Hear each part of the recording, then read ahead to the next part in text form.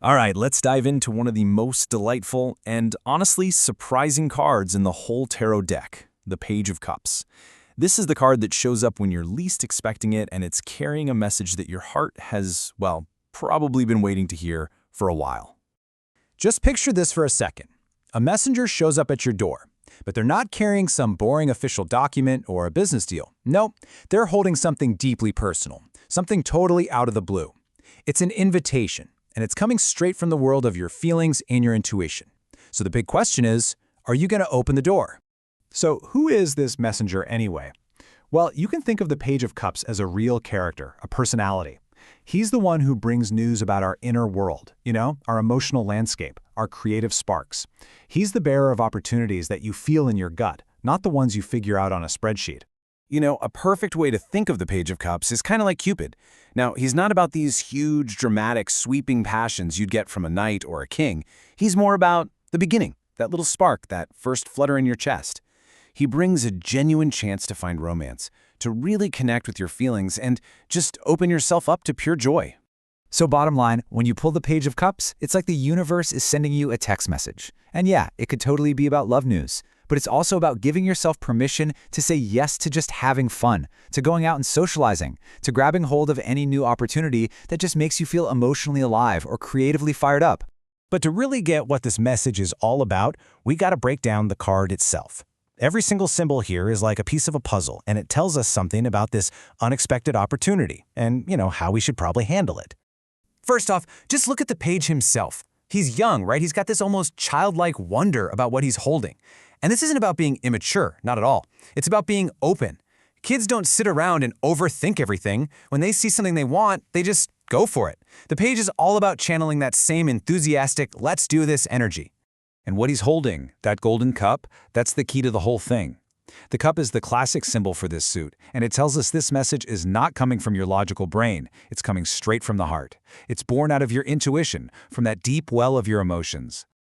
But as we zoom in on that cup, we see the weirdest and maybe the most important symbol on the entire card. It's something you would never expect to see there, and it's kind of peeking out to say hello. Right? A fish. What in the world is a fish doing in a cup? And that's exactly the point. This isn't just any old message. It's a complete surprise. It's something bubbling up from the depths of your subconscious, and it's trying to get your attention. And one of the foundational tarot texts just nails it with this explanation. That little fish represents, and I quote, the pictures of the mind taking form. How cool is that? It's basically your imagination suddenly becoming real. So what does that actually mean for you? Well, it's that brilliant creative idea that just pops into your head out of nowhere. It's that surprising wave of emotion you didn't even know you were feeling.